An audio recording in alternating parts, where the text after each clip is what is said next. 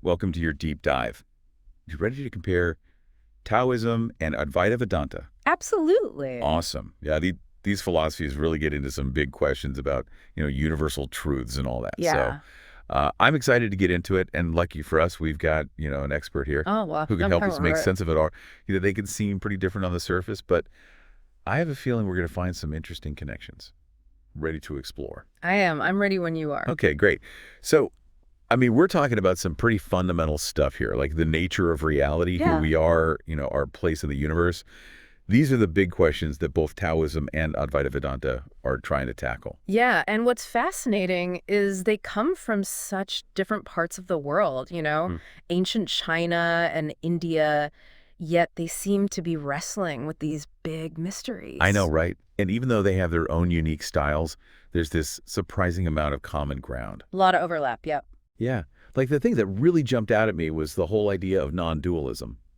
They both seem to agree on that. Oh, absolutely. That's a core principle for both. Yeah. They challenge that whole idea of a reality that's just made up of separate, independent things. Yeah, exactly. They're saying there's this underlying oneness to everything. It's like it's instead of a bunch of separate puzzle pieces, there's this one big picture underneath it all. Mm.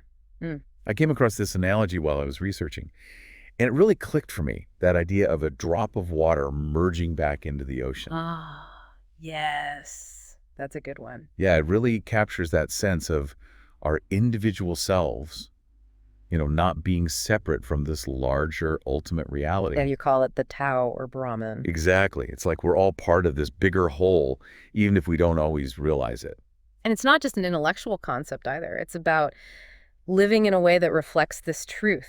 That's where the real transformation happens. Oh, so it's not just enough to, understand it in your head. You have to actually live it. That's the idea. So how do we do that then? Do they have, specific methods for achieving that? Yeah, and that's where we start to see some of the really interesting nuances between them. But, one thing they both emphasize is inner transformation.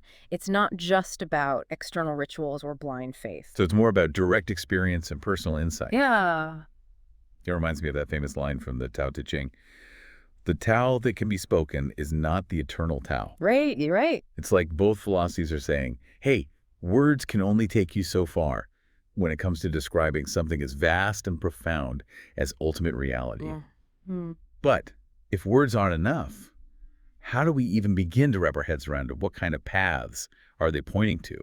Such a good question, and it's something they both acknowledge. Like, language has its limits when it comes to talking about these things. Okay, so we've got this shared idea of non-dualism, this emphasis on harmonizing with ultimate reality, and this understanding that true knowledge goes beyond words. Yeah. But do they agree on what that experience should look like? Well, that's where we start to see some really fascinating differences, like in how they define the very nature of this ultimate reality, the Tao versus Brahman. Ah, so that's where the paths start to diverge. Yeah, they have some fundamentally different ideas there. Okay, so they see this ultimate reality differently, huh? So how does that play out, in their philosophies? Well, the Taoists, they see the Tao as this dynamic process, always in motion, kind of like a river, constantly flowing, always changing. So it's not some, static thing. Not at all. It's all about change and flow and energy. Okay, so that's the Tao. What about Brahman? How's that different?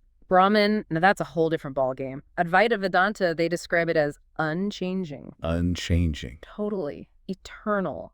Pure existence, consciousness, and bliss. Okay, so the opposite of the Tao, basically. You could say that, yeah. If the Tao is like a flowing river, Brahman is like a vast, still ocean. Wow, that's a pretty stark contrast, huh? So how does that affect how they view the world, like the everyday world we live in? Yeah, that's a great question. And it kind of gets to the heart of another big difference. The Taoists, they embrace the natural world, right?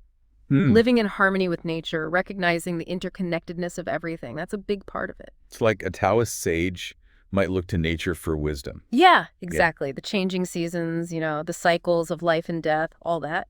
But what about Advaita Vedanta? If they see ultimate reality as unchanging, what about all the change we see around us? Well, they have this concept called Maya. Maya. Yeah, and it basically means that the world, like the physical world we experience with our senses, it's an illusion. An illusion. So all this stuff we see and touch and experience, that's not real.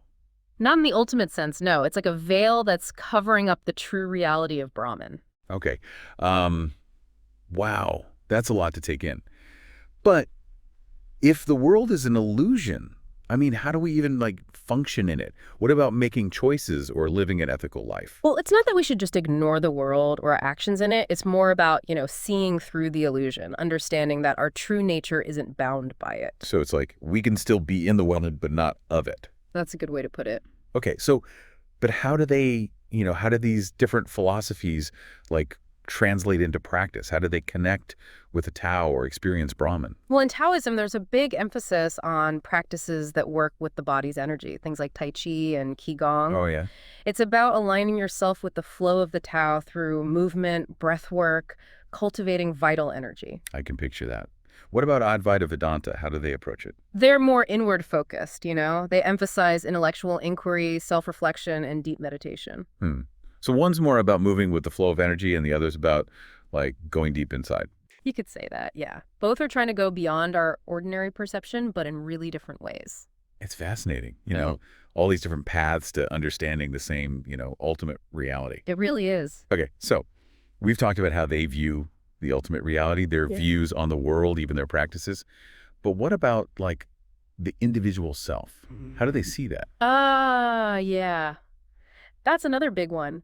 The Taoists, they see us as these interconnected threads, like part of a big web of existence, each with our own unique role to play. Okay, so we're all connected, but still have our own, like, individual purpose. Yeah, exactly. But AdvaitaVedanta, they have a more radical view. How so? They say that the ego, like the sense of a separate self, is all part of the illusion. Oh, wow. True liberation for them comes from transcending the ego completely, realizing that we're one with Brahman. So in one system, we're trying to find our place in the web, and in the other, we're trying to, like, dissolve ourselves altogether. Yeah. That's quite a difference. So how did that affect their ideas about ethics and morality? You're full of good questions today. Taoism, they say that ethics should flow naturally from aligning with the Tao. It's not about following a set of rigid rules, but more about cultivating inner harmony. So it's like an inner compass guiding your actions. Yeah, exactly. AdvaitaVedanta, though, while they acknowledge dharma, which can be seen as duty or cosmic order, they ultimately see ethical conduct as a step on the path to liberation. The goal for them is to transcend the whole duality of right and wrong, to realize the unity of everything. Okay, so that's a bit mind-bending. I mean, if there's no right and wrong, how do we even make choices? I know. It's a lot to wrap your head around. We could probably do a whole deep dive just on that. Maybe we should. Yeah. I'm also curious about, like, how they view the cosmos, the universe. Their cosmologies. Do those differ too? Oh, yeah, they definitely do. Taoism, they explain the universe through these cycles of change, interdependence, and the interplay of yin and yang. Oh, yin and yang, right. Imagine, like, a constantly shifting tapestry. Every thread's interconnected, and all these opposing forces, they're in this dynamic balance. I like that, the shifting tapestry. It feels very, like, alive and dynamic. What about the Advaita Vedanta view? It's way more abstract. They focus on the relationship between Brahman and Maya. Okay. So imagine a still point of pure consciousness, that's Brahman, and everything else, the whole universe, it emerges from that. Like the physical universe, that's Maya, like waves on the surface of an infinite ocean. So one's all about change and movement, and the other one's about, like, stillness and emanation from a single source. You got it. Wow. These are really different ways of seeing the universe, huh? It's amazing, isn't it? All these different perspectives on the same reality. I'm still thinking about those images, the Taoist universe being like a shifting tapestry. And the Advaita Vedanta one is this, like, still point of consciousness. Right. It makes me wonder, if those are really opposites or just, like, different ways of seeing the same thing. It's like one of those optical illusions, Oh, yeah. where you can see two different images depending on how you're looking at it. I see what you mean. Maybe the Tao with all its change and flow and Brahman as this unchanging ground of being, maybe they're both part of the same reality, just different sides of it. Like maybe they both have to exist, for the universe to work. Right, like movement and stillness. Or creation and destruction. Exactly. And maybe our minds, the way we're used to seeing things, Yeah. it makes it hard to grasp the whole picture. It's like we're trying to fit the ocean into a teacup or something. That's a great way to put it. It's humbling, isn't it? It is. Both Taoism and Advaita Vedanta, even with all their differences, they both seem to be saying that we need a little humility when we're dealing with these big questions. Yeah, like acknowledging that we don't have all the answers. Exactly. And that's okay. So maybe one of the big takeaways here is this idea of letting go of the ego. Oh, absolutely. That need to control everything. Yeah, that clinging to the ego. Like both philosophies are pointing to that as a source of suffering. For sure. There's that saying, the mind is a wonderful servant, but a terrible master.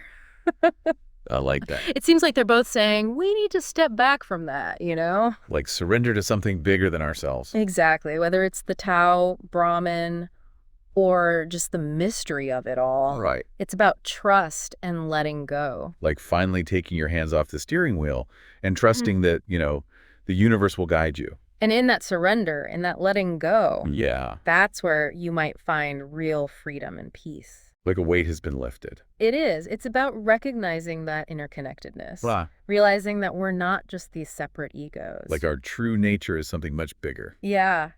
And that realization, that shift in perspective. It can change everything about how you live. Well, this has been amazing. It has. Seriously, eye-opening. It's been a joy to explore all this with you. Me too. It's challenged me, made me think in new ways. That's what it's all about. One thing's for sure. What's that? This journey of self-discovery, it's a lifelong thing. It really is. Always more to learn and discover. And we can keep coming back to these traditions, Right. For guidance and wisdom. For sure. Before we go, though. Yeah. I've got this one question that's been bugging me. Go for it. They both say that dualities are illusions. Right. Like even good and evil. So if that's true, how do we know how to live? Like, what does it even mean to be ethical? That is a big question. It is, right? One that probably deserves its own deep dive. Yeah. But for now, Yeah. let's just let all this sink in, Okay. and see how it can shape our lives. I like that. And most importantly, Yeah. don't lose that sense of curiosity. Keep exploring, keep asking questions. Well, thank you so much for this. This has been fascinating. The pleasure was all mine, truly. And to you, listener, Yes. keep diving into these philosophies. There's so much to discover. Approach it all with an open mind. Yeah, be curious. Challenge your own assumptions. Who knows what you might find? Until next time, happy exploring.